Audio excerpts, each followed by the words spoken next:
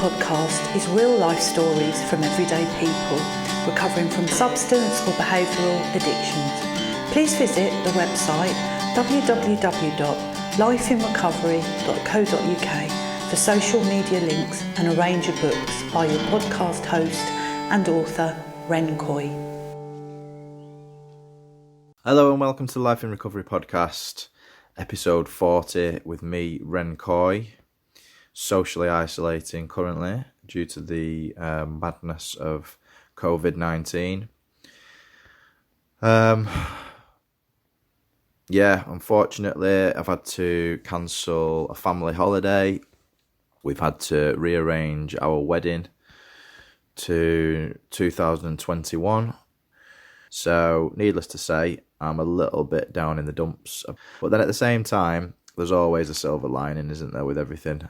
It might actually work out better in terms of the wedding being put back a year, because my daughter will be over a year old by that point, so she'll be able to walk down the aisle with either myself or my fiancé, and it gives us more time to save, so you've always got to look at the positives with these things.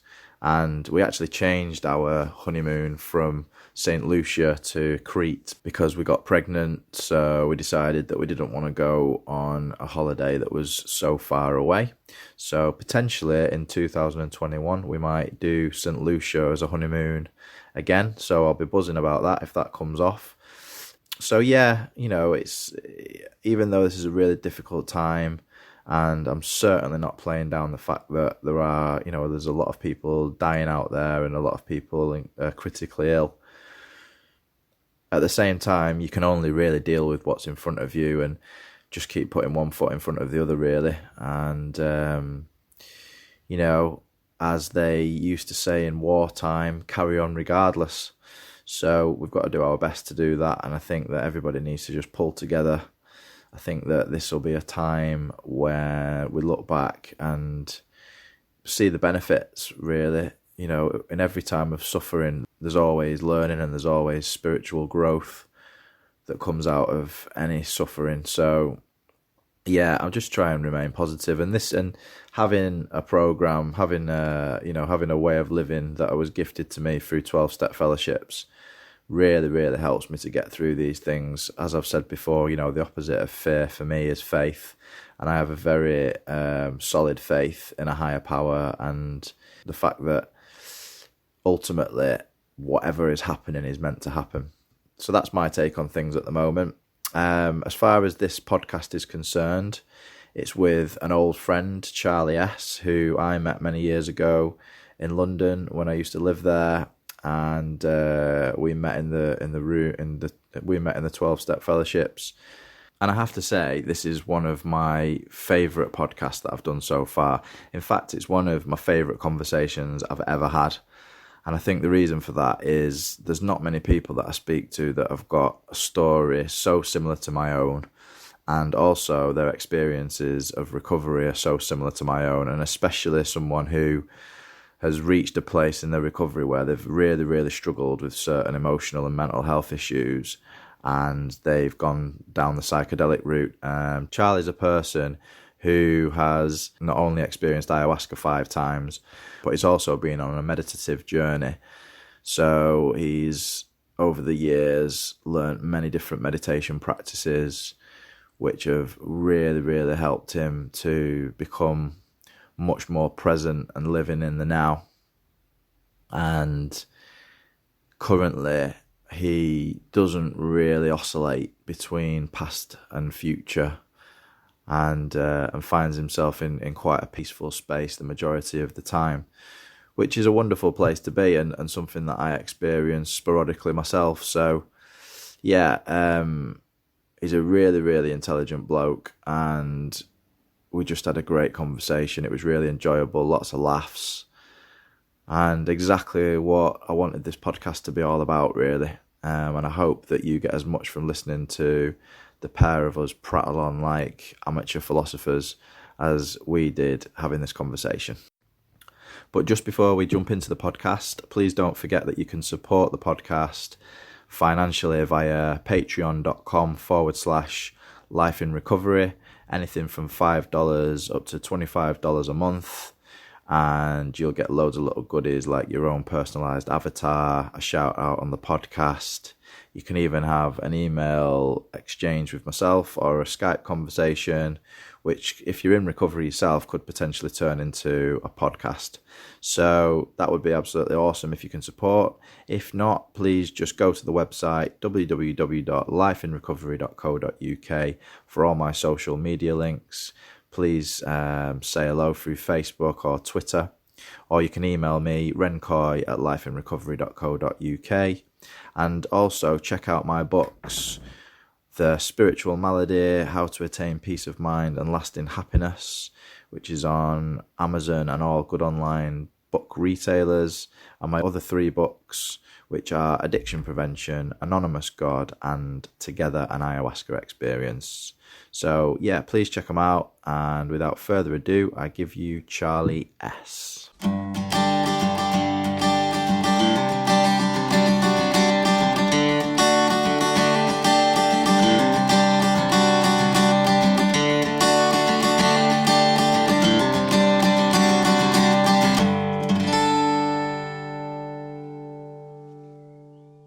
I was born in East London to working class East End parents. We moved to Romford in Essex when I was 5 years old. So whilst I always claim to be a Cockney, I am in fact an Essex boy in reality. My memories of childhood, early childhood, are good. They're quite idyllic.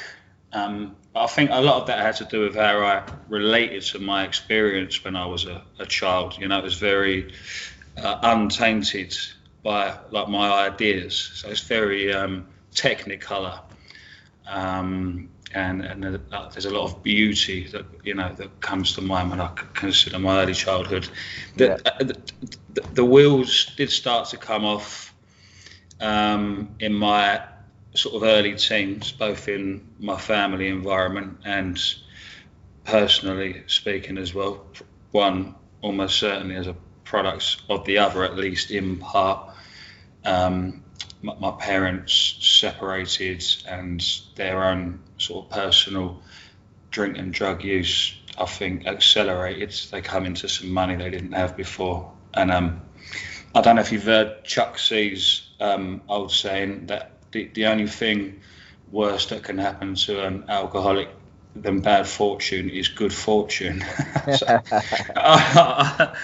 I think that was definitely the case with my parents. And so from being like a straight A's student who was, like district football, county football, West Ham Academy, all that kind of stuff, in a very short space of time, really, and I'm talking 12, 18 months, I became a bit of a dropout, really.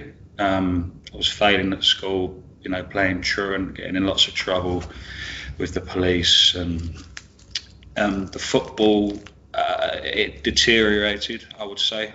My ability to relax and play, man, was replaced by fear. Do you know what I mean? Which was, I look back at that as a bit of a sort of a turning point in my attitude to life. I can almost pinpoint it that there's something that brought me such effortless joy suddenly was the cause of self-centered fear, I suppose we'd call it. Yeah. And I was drinking with my family from early childhood, really.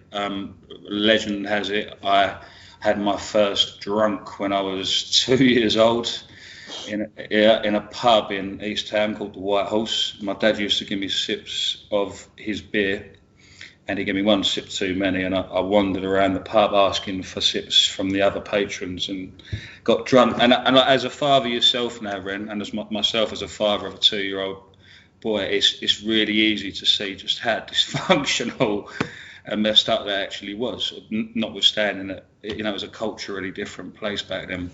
Yeah. But I was drinking regularly by the age of 13 to black out almost from the get-go. Always lots of drama, petty criminality, petty violence, drug taking, all that sort of stuff. None of it on paper doing me any good at all. But I was kind of inexorably drawn towards the drama, I think. You know, I reveled in it. And I found that even in, possibly especially in sobriety, that reveling in and need for drama has been something that's continued for me, particularly in intimate relationships, although I feel that is something I'm finally letting go of now. But yeah, so that's how my sort of childhood and teens were. Do you think that the kind of the wayward behaviour, was that, do you believe, a direct result then of kind of like your home life changing dramatically when your parents split up? I think it's a combination of factors. That was definitely a major influence, a major influence. But if we consider, and I've seen you post online about this, what is the spiritual malady? Definitely trauma-based, unquestionably. I also think that longing for a connection to something greater than, immediate corporeal life began to surface at that time, so that I felt a disconnect, and went searching for that in, the only places that my upbringing had shown me I might find it. Yeah. And so I think that was a factor. I think that there is a lack of rite of passage for young men in particular. I'll speak for men because I am one, in terms of, adults, elders, showing people, how to make that transition from adolescence to adulthood. Yeah. So I felt probably lost, directionless, not really knowing how to live, what to look for. There's no emphasis in my upbringing placed upon like virtuous conduct, morality, that kind of thing. It was glorifying the pursuit of material gain for its own sake, fighting, football, those kind of things. Nothing, no direction. So I think it was a perfect storm, really. No meaning or purpose. No meaning or purpose, friend. Summed up beautifully. That's precisely what I'm pointing at. Yeah. Yeah. And these things are. This is a self-perpetuating cycle, isn't it? I think alcoholism and addiction. It spirals downwards, and so the drug abuse, the drinking, just become more and more extreme. I needed increasingly sordid incidents to satisfy my craving for drama, and a kind of warped validation that I sought from the peer groups that I was associating with, and I constructed a false personality that was rooted in being some sort of success object, I suppose I would describe it as. I'll make money, I'll successfully chase women, I'll be the craziest, the loudest, the most gregarious guy in the group. And so there was no authenticity to how I was living whatsoever, really. Grounded in crazy. Absolutely grounded in crazy, man. And it just got darker and messier.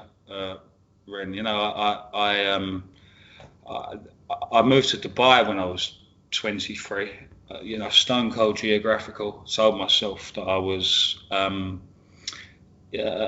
can remember the thought almost verbatim. I told myself it's the epicenter of the construction industry. I'll move there. But I was just running away from the mess I created here. And, oh man, if I was lost in London, I was utterly cut adrift in Dubai. And you get a lot of candidates for various fellowships that pursue the expat life for obvious reasons. And it was a horror show. Daily drinking, absolutely no stable friendships to speak of, really. Kind of self-destructive, sordid behaviour. It was a messy time, man. And amongst other things, I ended up in a coma for 3 days. Very nearly died from a drink and drug overdose. I destroyed relationships with those close to me. I ended up in terrible debt. I was, eventually at the end, I was living in a mice-infested apartment. Hearing things that weren't there, my skin crawling, hair falling out. Total and utter wreck, man. Total wreck. So. And you were young as well, weren't you? Well, I was cracky, man. I was 30 when I went to my first AA meeting. Yeah. But with the benefit of hindsight, 18 would have been a perfectly reasonable age for me to go to my first meeting. But I just had no idea whatsoever that such things existed. Not a clue. And it's arguable that I wouldn't have had the humility necessary to ask for help. I needed to be brought to a state of helplessness before I was willing to ask for help. The pride was just too strong, man, for me to seek out help before that. And how did you actually find AA? Via an online search. I'd honestly never heard of the organisation Alcoholics Anonymous, Ren. It was just completely unbeknownst to me. So once I got to the bitter end, I just in a search engine, I was looking for rehab centres initially. I felt that someone as important as me deserved an expensive rehabilitation somewhere posh. But I ended up in a sort of spit and sawdust, rough and ready AA meeting in Kennington, in the basement of a church, and I found kindred spirits in there, man. It wouldn't have done me personally much good, I don't think, and to the kind of rehab place that I had in mind. I think the environment that I happened upon was absolutely perfect, because there was lots of guys there whose story was the same as mine, man. There's a guy around these parts who says that he was hoping that his rehab was going to be something like a cross between a Premier Inn and a David Lloyd gym. It turned out to be a little shack on a car park. Oh man, I totally relate to that though. To be completely honest with you, Ren, I think I was looking for something a bit more upmarket than that. I was fully deluded, man, and divorced from reality at that stage. I don't know what I'd have paid for this rehab for either. I was skinned by that time. Well, I thought I'd cobble the money together somehow. Yeah, the next major blag. Yeah, exactly. Yeah, this time next year, Rodders. Yeah, exactly. So you ended up in AA. I did indeed, and I got a sponsor quickly, and I was ready to try anything really, and without going into oodles of detail. The guy, I was so helpless and ready to take some advice that I agreed, for instance, to pray from my knees when suggested that would be a good thing to do. notwithstanding that the proposal itself sort of sent a shiver up my spine of horror, you know. And I remember asking my spots, like, how do you pray, man? How do you pray? I never made any attempt to. And he said, humble yourself. I mean, what an alien concept. I don't think anyone had ever uttered those words to me before. And a few nights later, when I found myself in floods of tears once again, the thought came, you know, you're pretty fucking humble now, mate. Why not give it a whirl? And I fell on my knees and I prayed. I can't remember what I said. And on my son's soul, the next morning, when I felt significantly better and the obsession for alcohol left, and you know, that was a truly extraordinary thing. And so to proceed with the program thereafter, whilst it was in part an act of faith, it was also grounded already in knowledge that this thing brought results. Do you know what I mean? I wonder if I would have been courageous enough, as I've seen many be in AA, to proceed almost entirely on the basis of faith without having had an early experience of, you know, the fruits of the suggestions and the program. And I feel very blessed that was the case for me, you know, because I might not have made it otherwise, man. Yeah, that was identical for me as well, because I actually didn't go to my first AA meeting until after a year after I put down the drink. But my actual experience was exactly the same as yours. I got down on my knee. I got down on my knees involuntary, really, because I didn't know anything else to do. And I said this prayer, and I just basically said, "Please help me," you know. And I need help. Yes. And I've never had a drink since, you know, and that was over 10 years ago now. It's extraordinary, isn't it? Absolutely extraordinary. And same as you, I didn't at that time. I mean, I didn't really know what had happened. I knew something had happened, obviously, because I'd stopped drinking and the obsession had been lifted. But it wasn't until I came into AA and started working the program that I realised what had happened and why.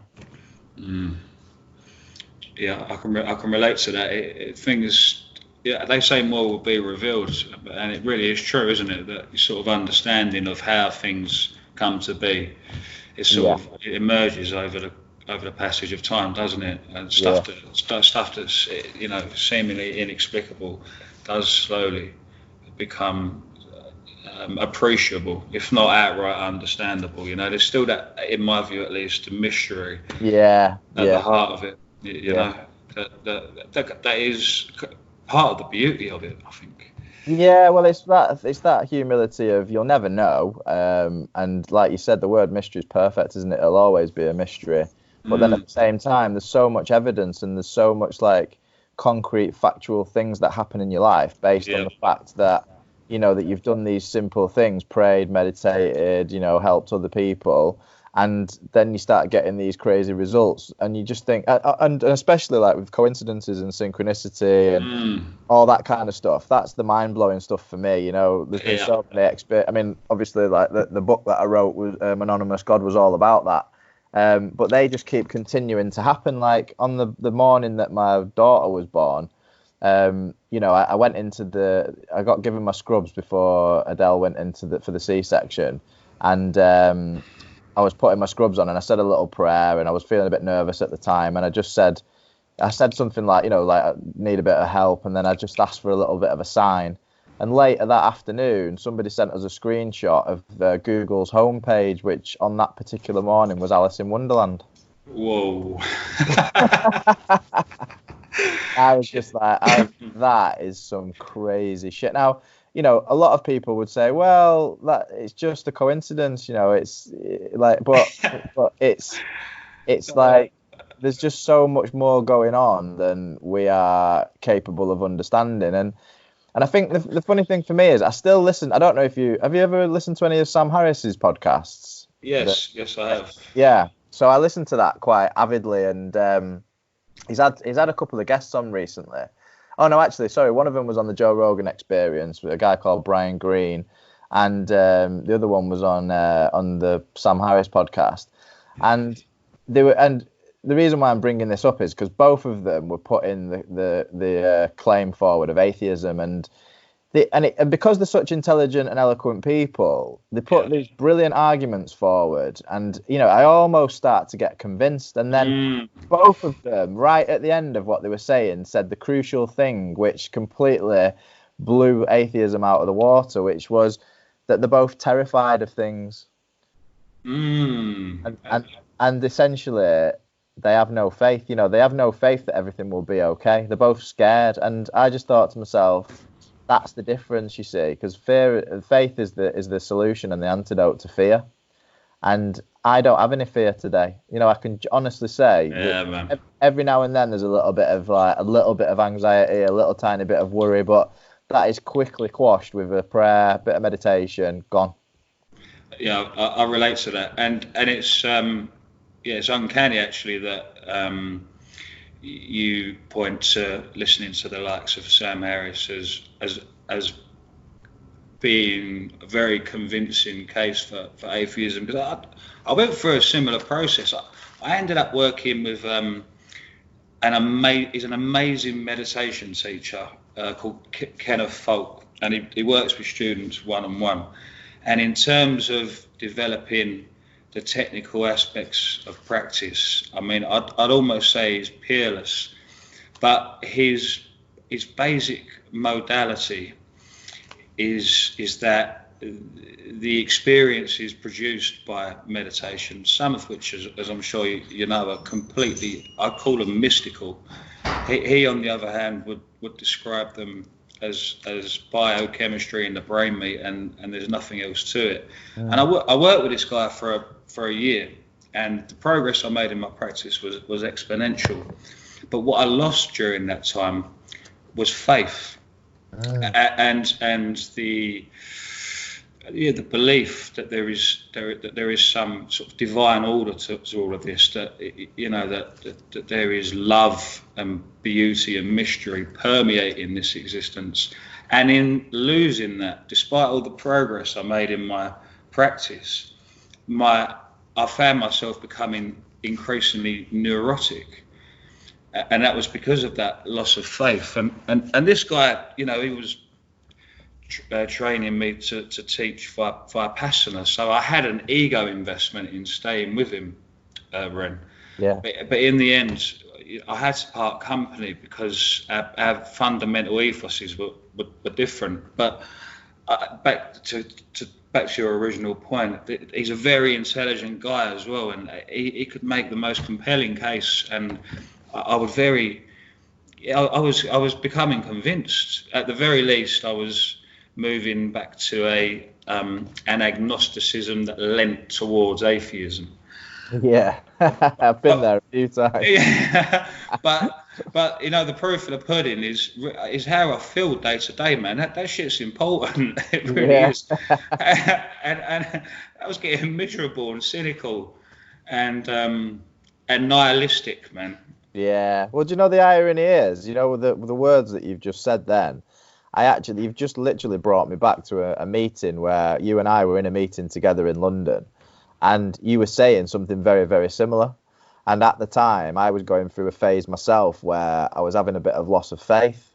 And I've had a few of those during my recovery. Completely normal, as was pointed out on the last podcast with a lovely woman, Arlena, who was, she's 20 or 25 years sober. And she said, that's just completely normal, Ren. And I said, yeah, I people keep telling me that. But when you're going through it, you feel as though you feel a bit lost, don't you? You feel like, is this all bullshit? Why am I praying? Why am I meditating? And ultimately, the point for me is I've tried the way of faith and I've tried the way of no faith, and the way of no faith does not work for me at all. and every time I try the way of no faith, something dramatic, and I mean, I'll just tell this quick story. It happens, and I'm just rocketed back into the faith dimension. I mean, a few years ago, I was in Spain and I was going through one of these periods where I was like, I wasn't praying anymore, meditating very rarely. and stopped doing my readings, you know, and I was just kind of like muddling through. And I actually remember saying to myself, I'm just going to try the way of atheism for a while, you know, Okay. Yeah. like fuck God, you know, like Why not, man? let's just sack that off for a while and Yeah. see how we go. And anyway, started to get restless, irritable, and discontent, as you can imagine, and was also feeling pretty damn miserable. And I was at Andalusia in Spain, absolutely gorgeous territory. And I was in this little village, and I went to an AA meeting one night. And the first I think it was on a Tuesday. First Tuesday I went there, I met this guy Andy and a couple of other people. Really nice meeting. I was still kind of in this bit of the misery bubble, and then by the next Tuesday I was feeling pretty lost. And just me and Andy turned up to the meeting. Anyway, I said to him, can you just share, and will you just please talk about faith, because I said I'm kind of losing mine and I need a kind of faith injection. And he said no problem. So he sat there and he shared for about 30-40 minutes, told me his story. And during his story, he happened to mention that he lived in Gran Canaria for a short period of time because he was in the shipping industry. And when I shared back to him, I forgot to mention that I'd also lived in Gran Canaria for a few months, a couple of years prior.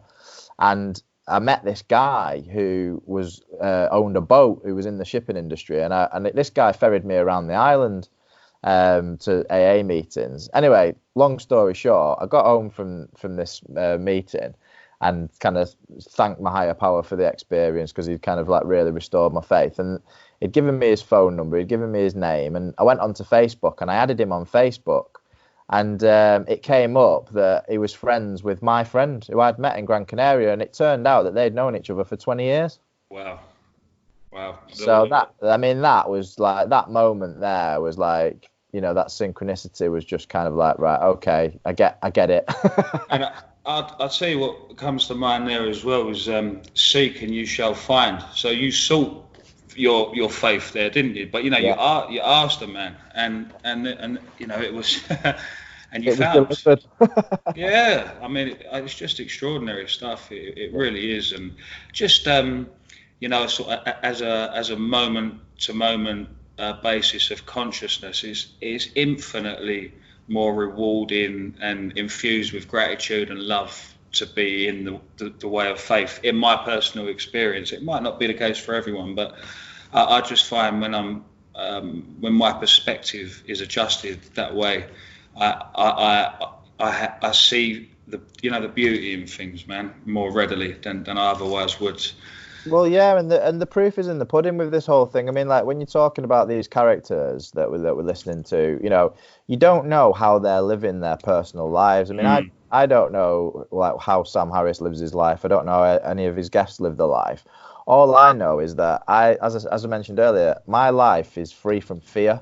And and it's like this coronavirus thing that's going on at the moment. Everybody's going absolutely bonkers about it. You know, they're going absolutely crazy, and including people that are close to me, they're kind of like, they're really worried about it. I mean, I understand it, especially from a partner's perspective, because we've got a newborn child, and you know, that is like, it is important that we don't get coronavirus in this household for that reason and that reason alone. But like the way that everybody's going crazy about it, that doesn't factor into my life, because I don't live my life on a fear basis. Me neither. I totally agree with that. I find the whole thing quite people's reaction to it rather bemusing.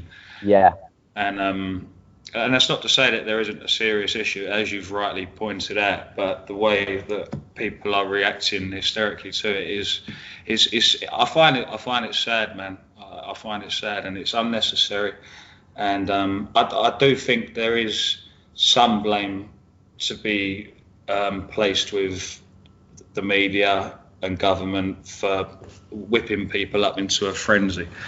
You know? Well, it highlights it highlights how society works, because society works on fear, and you know, and people are bound to get whipped up into a frenzy, because when the media is telling you these things, like if you don't have a program to ground you and to kind of like give you the opportunity to pause and just step back from what's going on and just really kind of like take it all into consideration and process it, you just react to your emotions, and that initial emotion is fear, and you're just like, fear creates all these other, like, this panic, basically.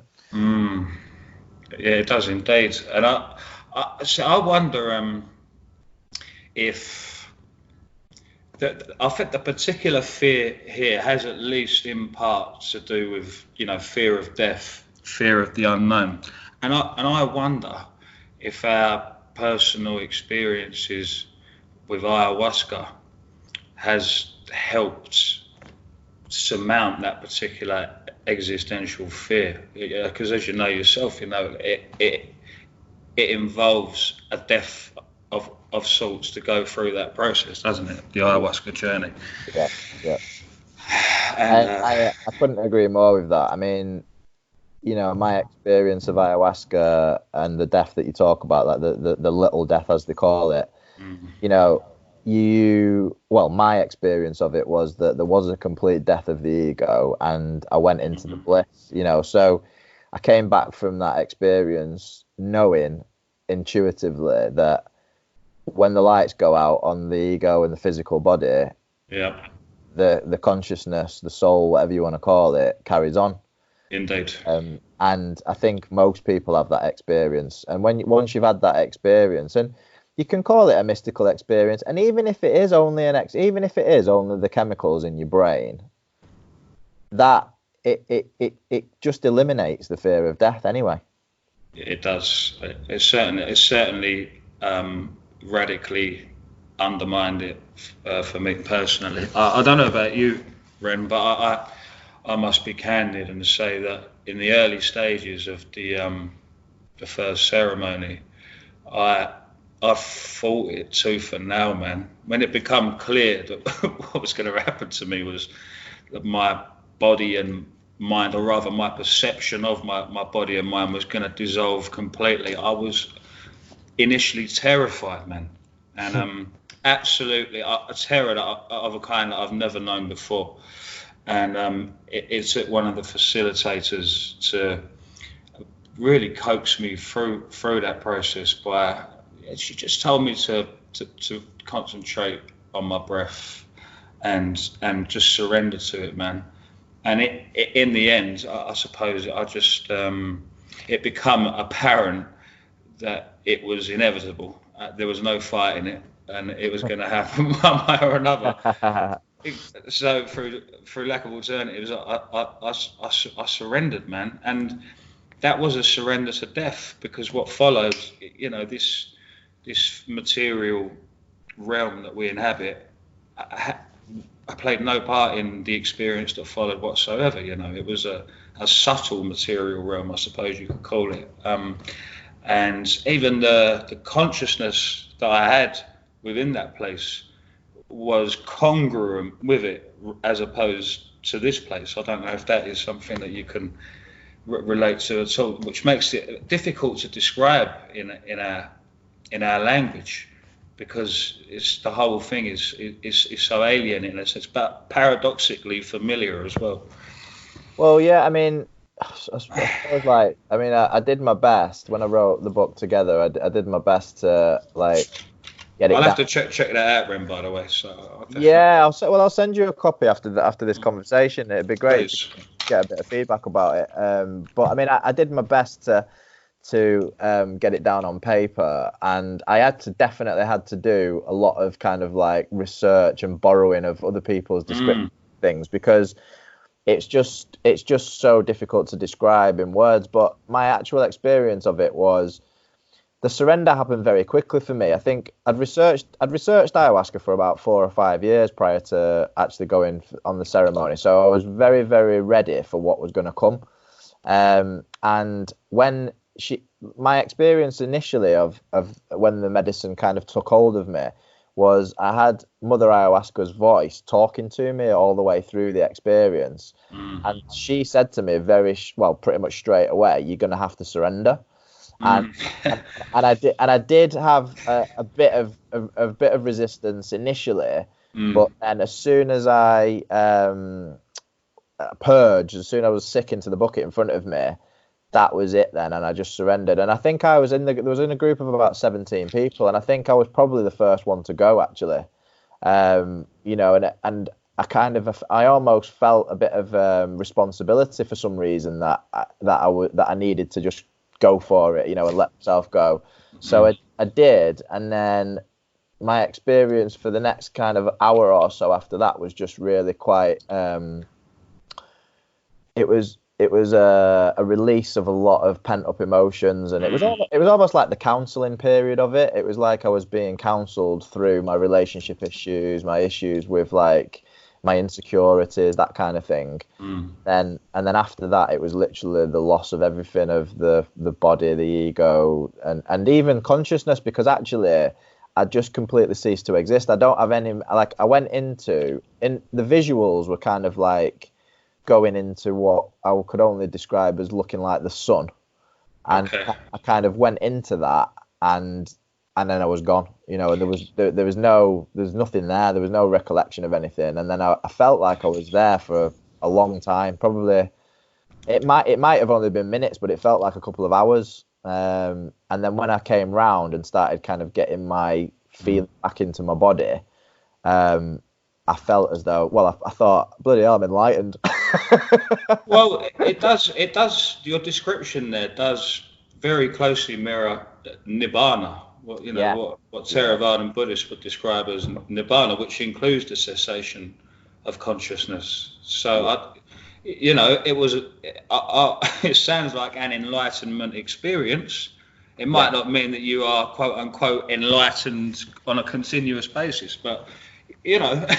Well, I mean, to be honest with you, Charlie, I actually have questioned since that experience what enlightenment is, because I've thought to myself, is enlightenment just an experience like that? You know, you have the experience and then you come back to your kind of day-to-day life, obviously altered and changed. And, you know, I don't know. I mean, I've had this conversation many times with many different people.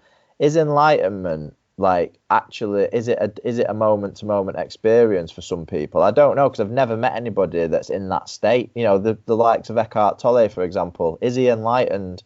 You know, all we can go off is what we know of the Buddha and people that have, you know, followed the Buddha's example. And I'm unsure. I mean, I'm not saying by any stretch of the imagination that I believe that I'm enlightened. I'm just questioning whether enlightenment is an experience that one has and then tries to kind of pass it on to other people. I don't know. What do you think? I think it's a combination of the two, and I must be upfront here and say I'm influenced by the traditions that I've practiced meditation in, so that we have the nibbana experience, like, you know, the cessation of what they call the five aggregates, including consciousness. So that's an experience per se, but that ought to precipitate a change in your moment-to-moment existence, particularly in respect of what they would call clinging, and the experience, your experience moment-to-moment should become, may become increasingly like impersonal. Do you know what I mean? Yeah. Less self-centered, and this can gradually deepen as your absorption with the nibbana object deepens, when you have the momentary enlightenment experience, if you will. And I've worked with two teachers that are sort of opposite ends of the spectrum in terms of the claims that they make in respect of what it looks like moment to moment. On the one hand, I work with a guy called Bergs, who's very sort of charismatic and what would you say, and claims to have attained a kind of taintless state moment to moment. And at the opposite end of the spectrum is that guy I mentioned, Kenneth Falk, who would describe Bergs as a cartoon saint that talks out of his fucking arse, and would say he's never met a human being like that, and nor has any ever existed. And I think the truth is probably somewhere in the middle of those two things, that these experiences, such as the one you have with the ayahuasca and, you know, what I imagine you may have had on your Vipassana retreats, and I'd be interested to hear your experiences in that regard. Definitely, in addition to the step work, therapy, etc., it unquestionably changes your moment-to-moment experience, but that is punctuated perhaps by events that we might call enlightenment experiences. Yeah, well, I mean, in my recovery, I've had 3 experiences where just naturally through meditation and also abstaining from, you know, various addictive substances and behaviors, where my kind of ego chatter has switched off. One was very brief, lasted a few hours. One lasted about 4 days, and another one for a couple of days. And, you know, that helped me to understand that is possible, like that is achievable. But again, it didn't last. So that's something where I question whether that, I mean, because I'll just mention Eckhart Tolle again, because the way that I understand what he's claiming is that his ego chatter has switched off and it's never come back. So maybe that is a possibility, I'm not sure. But my Vipassana experience was on day, I think it was day 5 or day 6, I did have this exactly the same experience that I had with ayahuasca. So my ego completely switched off and I went into that blissful experience, the nirvana experience. It went completely blank, but only for maybe 30 seconds, something like that, maybe a minute it probably was, and then it came back, and then I didn't experience that again. But that showed me again that that's possible. Indeed. But then I come back from that experience. I mean, you know, 10 days silent meditation obviously changes you. Like when you come back, things are different, and you know, your day-to-day experience of the world is completely like altered. But it doesn't last. So you eventually, after a few days, you go back to your usual day-to-day experience, and then it takes quite a while. I mean, it's probably after the ayahuasca experience and after the Vipassana experience, it's probably a good year of processing those experiences. So I don't know. I mean, what was your experience of Vipassana, and do you continue to practice? I do, yes. And working with Kenneth Folk, who I mentioned there, he operates in the Mahasi Sayadaw system, a guy from out of Burma, and they have they call 14 stages of insight, culminating in Nibbana. Which is, as you say, you know, it's a deceptively simple experience, really, and it's a cessation of consciousness. And I learned with Kenneth to work through those stages of insight up to and including Nibbana systematically, almost on demand, and there's absolutely no question whatsoever that it has produced I hesitate to use the word permanent, but it is a paradigm shift in how I, you know, experience life moment to moment. And I suppose an analogy I would use, although it's a bit of a pale and tepid way of describing it, is that it's like a flow state at all times. Do you know what I mean? So that, like, my sense of self, quote unquote, and that's not to be dissociative, it's not the reference point anymore. It's the experience that I'm having. So my awareness is more diffuse, more spacious, and that has been brought about by, you know, ardent practice, man. I've become obsessed with it, to be honest with you. Like a good addict. Exactly, man. Over a 3-year period, man, I went on 14 retreats, man. You know, I became a strict vegetarian. I was a bit of a bore, I think. As a matter of fact, I used to hear guys talk about the super sober phase, and I'd be like, no idea what you're talking about, fellas. Oh, little did I know I was in it. But having said all of that, my capacity to have, powerful negative emotional reactions to life is still there, man.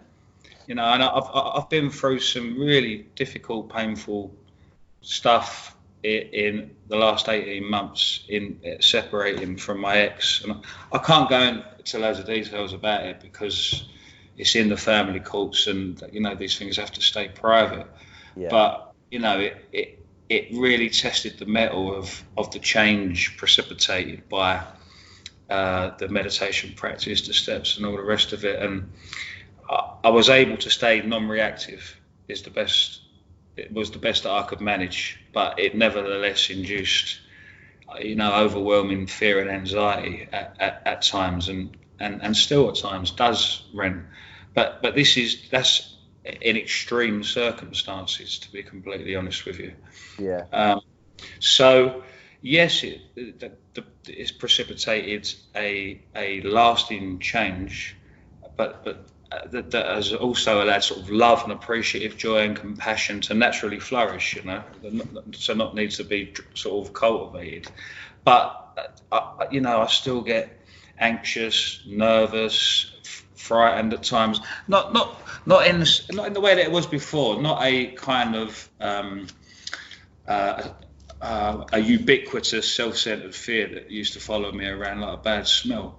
But certain situations do still bring that stuff up in me, Ren. So I kind of come down midway between the two extremes occupied by my teachers, in that there are permanent changes possible that really are quite beautiful, but I'm still a human animal, and I still seem to react like one at times, dude. Well, it's like Ram Dass used to say before he passed away. I mean, he had 50 odd years of being a meditator, and he was an avid Vipassana advocate. And he said in all those years, he's never lost one of his neuroses. And, right. And it's like that sums it up really. And I think if you were to go and spend the next 20 years sat in a cave doing Vipassana meditation, yep, I'm sure you would feel enlightened, like be enlightened. I'm sure you would feel that in that flow state constantly. Nothing would ruffle you. You'd probably be able to project your consciousness into other people's consciousness. Yep. All that crazy shit that you hear, whether it's true or not, it probably is. But the reality of the situation is we're not in that situation. We're living in the real world. I can't meditate for 2 hours a day, as is suggested on the Vipassana course, because I've got I'm lucky if I get 30 minutes in each day. I've got a newborn baby. I've got 2 stepkids. I've got a dog that needs walking twice a day. I've got a partner that needs me. I've got my parents and wider family and friends. There is absolutely no chance that is happening, and even stealing a week or 10 days, to go. And I mean, like when I was away for those 10 days, my partner found it really, really difficult. She was like, I don't want you to do that again. And, I don't care how beneficial you found it. I haven't found it very beneficial. and these are the things that you have to take into consideration. It's even like, I've written 4 books, and when I wrote the first 2 books, I was living on my own. I was in London. I just moved up when I was kind of finishing off the second book. The third book and the fourth book, I've been writing those. I've got a full-time job. I've got a family, and finding the time to write, and and like Adele gets pissed off with me a lot because I'm like, I'm trying to get stuff done, yet I'm needed it, and it's just like it's a balancing act, isn't it? So spirituality, but then if I'm living a spiritual life, really, what needs to take precedent is my family over those things. Absolutely, man. And I think it practiced correctly, you don't stop your meditation when you get off the cushion, man. Do you know what I mean? It's being present for your life. Yeah. Do you know what I mean? And just letting life express itself through you and participating in it fully, and you know, not deluding myself or denying the reality of my experience, which is, you know, it's still greedy, lustful, fearful, all the usual culprits, man. In much smaller degree than it used to be. It has diminished, man. I can't pretend that ain't the case, Ren, but it's still there. And will it ever go completely? I don't know if I'd want it to, man. You know, You wouldn't be a human, would you? no. Who wants to be a cardboard saint, man? Jesus Christ. Do you know what I mean? I've really, like, in recent months, I've got some cracking pals in AA now, and it's given me permission to reclaim being a lad from Essex. You know, we banter, we laugh, we joke, we slag each other off, we blind, we talk about football, women, you know, all the stuff that I thought that I had to get rid of, Ren, which was, you know, it was ironically inauthentic, you know, because I was raised in that environment, man, and, you know, we have a great laugh together, and so I was blatantly super sober for a good long time, dude. Yeah, well, I went through that phase myself, and as you said, I think people do. I think it's just part and parcel of the growing up in recovery. And I just got back from Bulgaria. You know, I spent 4 days on my stag do with like 3 of my like closest friends, and we exactly the same, just constant banter. And I obviously I have changed. I don't drink anymore. You know, there's a certain behaviours and certain things that I don't kind of do anymore, which I'm sure I definitely used to do, you know, back in the day. And my friends have had to get used to that, and that's kind of like, that's just how it is. Like, we've all come to a place, I think, now where they kind of understand that I'm a bit of a weirdo who goes off, you know, and they kind of sit in the bar and have a beer, and that's fine, you know, but I don't want, like, it took me a long time. It took me many years to kind of get back to a bit of normality in inverted commas, you know. At the end of the day, I am still that person that I was before I lost control of alcohol and before I went into the abyss of addiction. Yep. But I've just changed, you know, I've evolved, and I'm a better person for it. Absolutely, I totally and utterly agree with that. And to be candid with you, Ren, that's been a relatively recent revelation for me. That, you know, it's okay to be that guy. He wasn't all bad, man. Yeah, exactly. Because you look back on it and you think that you were just basically an absolute cunt at all times. Yeah. And that isn't true, you know. Like, I was an all right bloke, you know, but I was just an absolute monster when I put a drink inside. Yeah, you and me both, Ren. How did you come to make the decision then to drink ayahuasca? How did that come about? Like you, it was a process that took years, man. I first became fascinated by it, actually, after watching DMT, the spirit molecule, you know, on Netflix, yeah.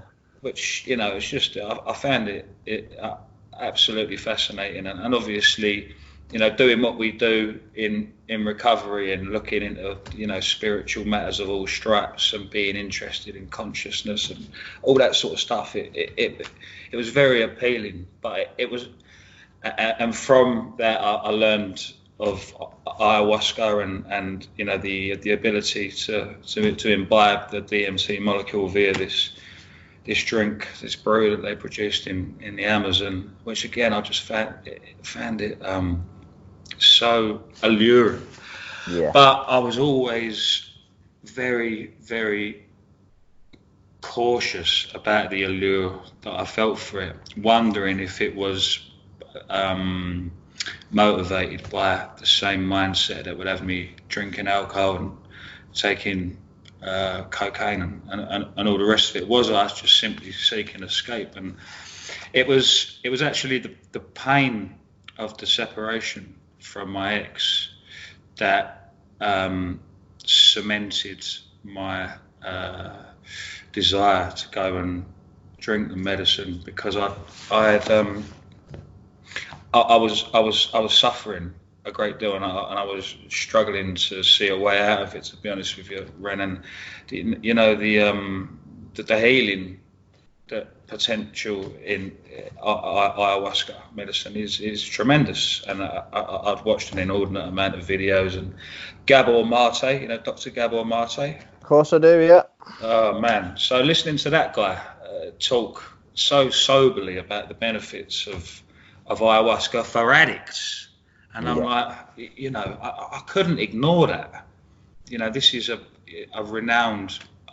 He's a world leading expert on the matter. I think, is that fair to say, Ren? Of course he is. Yeah. So I see a couple of fantastic talks and interviews online with him, and then I found a video of his daughter, whose forename escapes me now, but she's also a Mate, who had been to a place called the Temple of the Way of Light in Peru, Iquitos.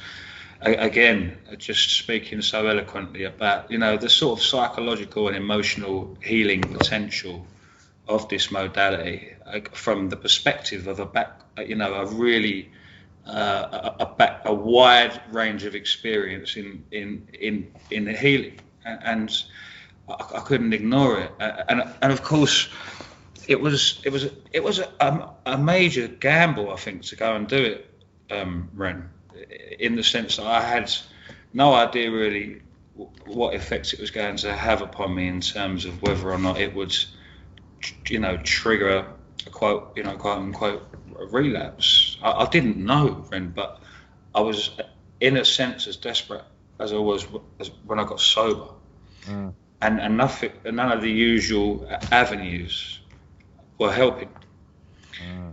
So it was from a place of desperation, and quite apart from the mystical / consciousness based aspects of the ayahuasca was the healing, man.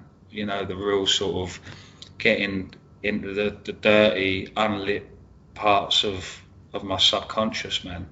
Yeah. With the help of skillful maestros and maestras who were very nurturing. The female shamans were very nurturing and loving, and the male guys were kind of like a healthy expression of the, you know, old-fashioned masculine energy, you know, like strong, protective leaders of people through a rite of passage. And it's taken a long time for me to actually process, to use your words, just what effects those ceremonies had upon me. But I do think they were profound. Did you go to Peru? I did, yeah. Yeah. Did how many ceremonies did you have? I did 5. I was there for 9 days, and we did a 2-week what they call a dieta, which you're probably familiar with beforehand, in terms of very restricted foods and drinks that you can take in. They started the retreat with a vomitivo, which, as the name implies, it just involves drinking like a salt water, warm salt water with some plant mixed in. I can't remember which plant, but it precipitates projectile vomiting, man. So they're cleaning your system out already. They've got like therapists and facilitators on site to help you process the experience and to kind of unpick from the visions you have what are projections of your unconscious and what might be, you know, quote unquote authentic vision of another realm, and help you set your intentions that are healthy and achievable. And it was fantastically run, Ren. I really, insofar as these things may be set up, I couldn't imagine it being done in a healthier and more helpful way, you know. Yeah, well, I was very lucky myself because we had the Shipibo tribe come over from Peru Same, man. was it the Shipibo tribe? Yeah. Amazing Yeah. people. They were absolutely amazing. I mean, they came over to Mallorca for a weekend, which is where I did my 2 ceremonies.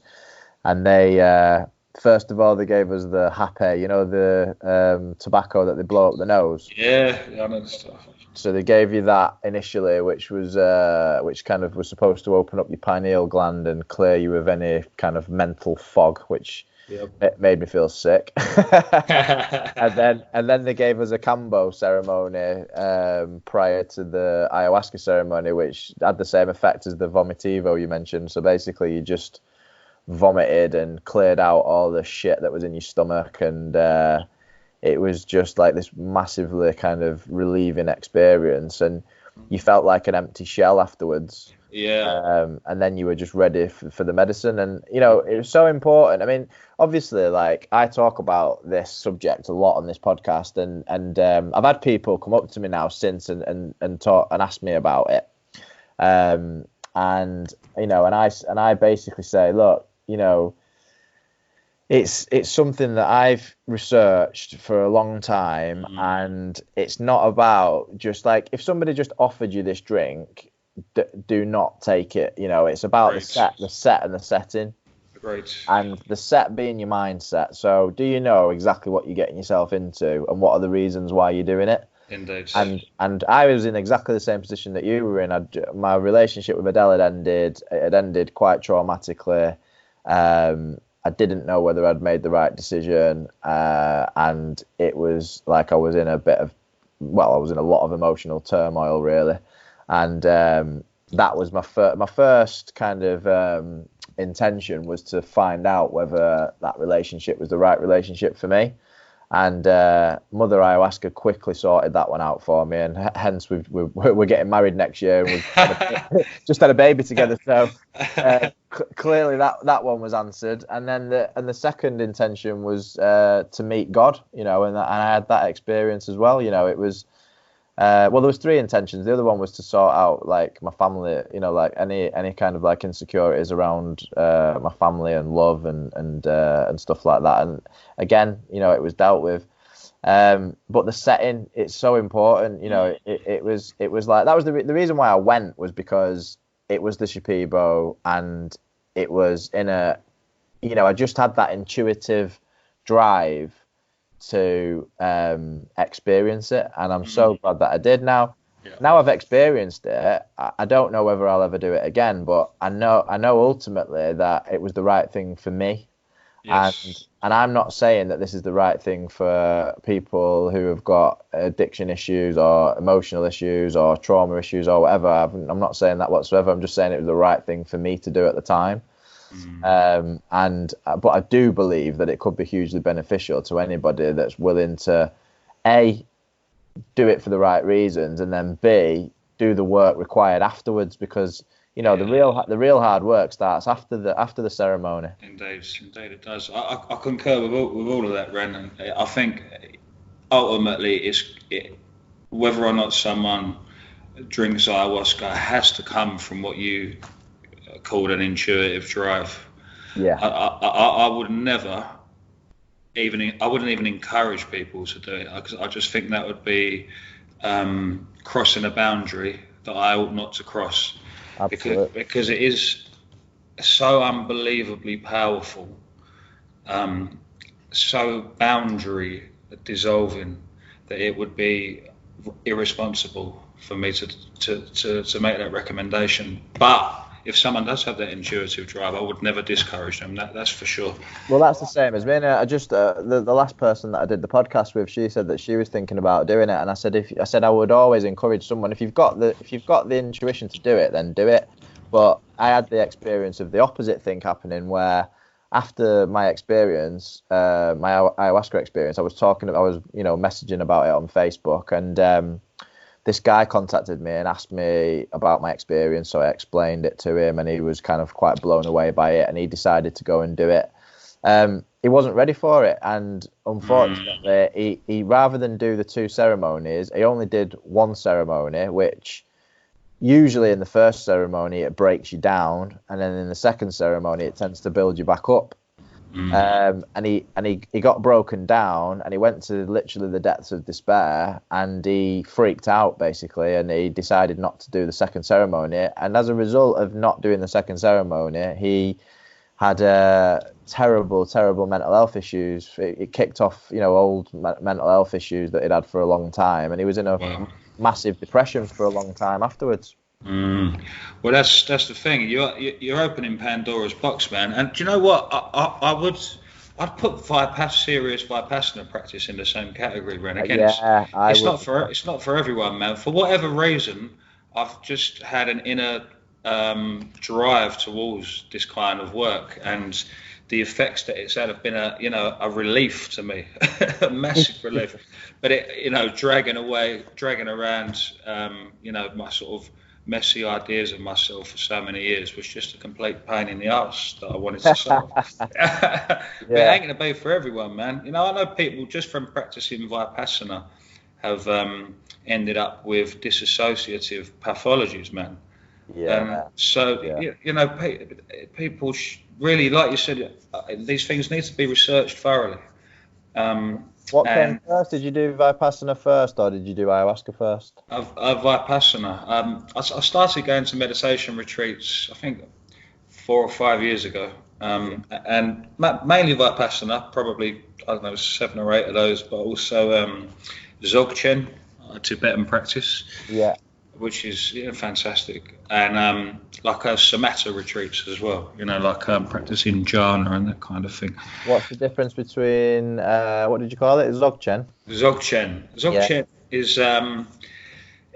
is a practice where you're trained to notice what is said to be the basic ground of awareness itself, out of which all phenomena arises. Now, as my teacher Kenneth Folk would point out, he would say, Asa, it's just an experience. Don't ascribe ontological truth to it. It's just an experience. Yeah. But nevertheless, it's an extraordinary one, and it's something that with practice can be available to you at all times. And again, it's like it's analogous to the flow state, but significantly deeper. Yeah. And then the samatha. How do you do it? It's an act of complete and utter surrender. Yeah. Actually, and just allowing your attention to be completely and utterly diffuse in the space that you're in, and allowing thoughts, feelings, ideas, emotions to arise and pass naturally, until eventually your attention is rested within the space that they arise from, rather than upon the objects themselves. So it's an amazing practice, man. And the samatha stuff is concentration upon a single object. So you might take the breath, for instance. Yeah. Or a mandala that you visualize, or a coloured disc that you visualize, or a bone in the skeleton, or whatever, and you concentrate unwaveringly upon it, but not in a fixated fashion. Again, it's a relaxed, sustained attention upon a single object, and as that concentration deepens, it elicits what they call the jhana factors, which are bliss, joy, one-pointedness, and initial and sustained application upon the object. And then a light arises in your mind, which is a sign of the original object, and you enter into absorption with that light. And not dissimilar to like an ayahuasca type experience, your sense of self just disappears, and it's just sort of a naked awareness that remains. Really extraordinary stuff, man. Well, I mean, for me, I suppose the fundamental question that underlies all this stuff, and it goes back to what you were saying about your meditation teachers' atheism and our faith, yeah, is when I practice meditation and I have these experiences, I never, let me phrase this correctly. I'm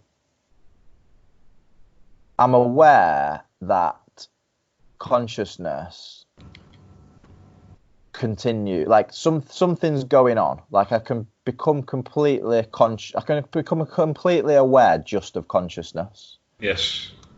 But the question I always have is consciousness the same as the soul, or is the soul a manifestation of consciousness, or does the soul just not even exist? Is it just consciousness?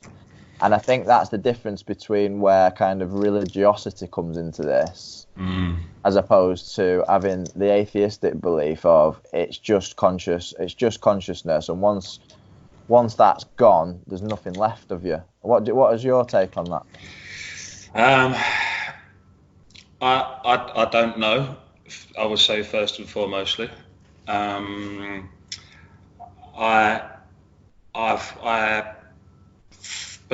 feel that there is a ground zero, a sort of a quantum field, a Godhead underneath all of this. But to use a quote that I'll nick from another podcaster that I'm keen on, for me to try and understand that with my human mind would be like a goat trying to understand a tax return. So I have tremendous faith in it, and I believe that it's love fundamentally, and I think you can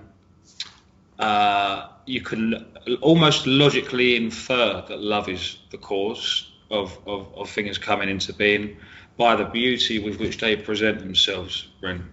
Yeah. And you're probably aware of experiments that have been done on the influence that human consciousness can have over the formation of crystals. Yeah.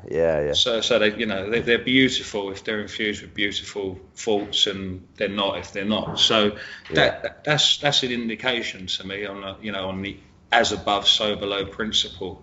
Yeah. That the cause for a couple of funny bags of boners like you and I having this conversation right now is love. But that's my faith position, Ren. I don't know, man.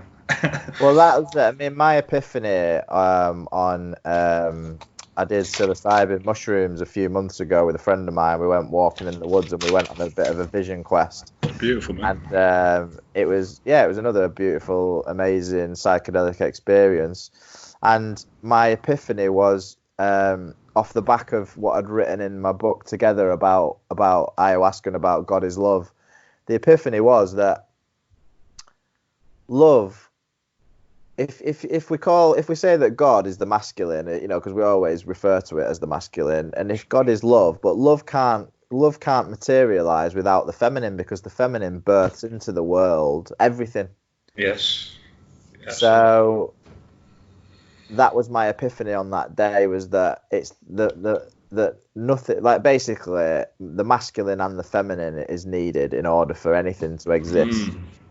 But the initial seed, like you've just said there, is love. Yeah, that is more or less exactly the same as my model of reality as well. Yeah. Which is quite beautiful to hear. Well, that's it. We've sorted out one of the world's problems.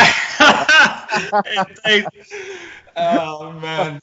A couple of bog standard alkies, mate. We've got it resolved. They need to get shot of the Pope and the Dalai Lama and install UMB PDQ, mate. A couple of pissheads have turned into philosophers. That's it, man. It's interesting, isn't it, though, that we've come to these conclusions, and I don't know whether this is just because the way that our brains are wired up is obviously very similar, considering the effect that drugs and alcohol have on. You listen to somebody like Sam Harris, for example, who's had all these experiences that we've had. He's done all the psychedelics. He's an avid meditator. He's done months and months worth of Vipassana retreats, and yet for him, he says that there's all the woo woo is bullshit. There's no, and it's all just, you know, a chemical experience in the brain. He doesn't claim to know what consciousness is, but he also says that it's nothing mystical. Well, I haven't a rational defence against that, right? No, well, I mean, that my only rational defense against it is my experiences. I mean, you know, I've had so many experiences that are mystical. I mean, when you have a synchronistic experience that blows your mind, and then, you know, when you look at people like Albert Einstein, who said coincidence is God's way of remaining anonymous. Did he say that? Yeah, that was. I mean, it was the funny thing was, Charlie, was that I'd had all these coincidences. Which book of mine have you read? Have you read Anonymous God? Is that the one? Yeah, it's Anonymous God. I honed in on the one that describes your first encounter with ayahuasca, because I was looking for someone else to relate to in the fellowship with it, man. So it was a great relief to see it. Thank you. So you know that in that book there was all the stories of my coincidence and synchronicity experiences. Yes. Well, it was in a one of my early AA meetings that I heard somebody share those words of Albert Einstein's, that coincidence is God's way of remaining anonymous, and my head exploded, because I just thought that is the answer. Like that is just put my entire life into focus, which is I've had all these massive coincidence experiences happening to me when actually they were God instances. Yeah, man. And it really kind of like put me on this path of spirituality, I suppose, and of where I am today. But like I said before, I've tried the way of atheism. I've tried to live my life on the basis that there is no such thing as a higher power, and that these synchronicities are just coincidence and they don't mean anything. And it just simply doesn't work for me. No, so I'm the same. In fact, my teacher encouraged me to embrace nihilism as a life guiding philosophy, and there is a place for it at times, man. You know, you can have a humorous nihilism about how fucked up things can get. Yeah. But as an overarching philosophy, dude, man, I was ready to put the gun in my mouth and pull the fucking trigger, man. It doesn't work for me. To live in a dry, mechanistic universe with no order, beauty, purpose, God. It leaves my experience wholly unsatisfactory. When it just doesn't work for me. It feels discordant, you know. Absolutely. I mean, the nihilistic perspective. Well, it literally is having no faith, isn't it? That is the explanation of it, and it just takes the shine off everything. I mean, ultimately, I think even if living a life of faith, you know, and it doesn't, even if you believe in angels and fairies and whatever you need to believe in, and religion as well, like religion isn't such a bad thing if it helps you to live a more happy and joyful life, and also be more empathetic and compassionate towards other people. If that's what it gives you, then, you know, and also, as I've already mentioned, the key component of faith to me is it eliminates fear. I've never heard it put that faith is the antidote to fear in those terms. I like that, and it is true. Yeah, it's true. Very, very true, man. Well, the two kind of sides of the coin, really, faith and love are the opposite of fear. Is how I would say it. Because, you know, a lot of people think, oh, well, the opposite of love is hate. Well, no, the opposite of love is actually fear. Because if you think about it in terms of emotions, all of your negative emotions arise from fear, and all of your positive emotions arise from love. And what is faith other really than love? You know, it's having that innate love and innate trust in a universe that is clearly taking you somewhere. You know, you're on some sort of a path, and every now and then, well, this is the way I view it, every now and then there will be indicators, usually in the form of a coincidence or a synchronicity or a spiritual signpost or serendipitous event, that will just indicate to me I'm on the right path. Nicely put, man. There's nothing that I could add to that would be constructive. Beautifully put, man. What does life in recovery mean to you then, Charlie? Loving the moment. That's it. Live this moment as if there is love within it. That's it. Beautiful. Well, I haven't got anything to add to that either, so I think that's a good place for us to finish, mate. It's been a pleasure. I've really, really enjoyed talking with you, Brent. Absolute, mate, and we'll definitely do it again soon. Fantastic, man. And congrats on the books and the podcast. It's really quite inspiring stuff. Wicked, man. Well, I'll definitely send you a copy of the books over, the ones that you haven't already read, and it'd be really cool if we could take up where we've left off at some point in the future. I've liked that very much. Thank you, Brent.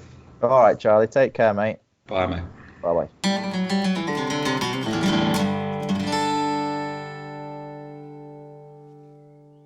Thanks very much for listening.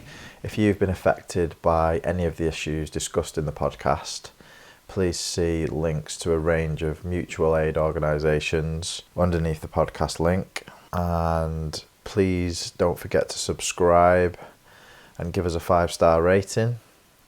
And you can also support the podcast now via Patreon at www.patreon.com/life in recovery, and you can donate anything you like, really. A couple of £, £10 a month, whatever you feel that the podcast is worth to you. You know, is it worth a cup of coffee? So yeah, anything would really, really help to market the podcast and spread the word of recovery far and wide. Please visit www.lifeinrecovery.co.uk for my books and social media links. And if you'd like to get in touch, email me rencoy@lifeinrecovery.co.uk. Peace and love, and goodbye for now.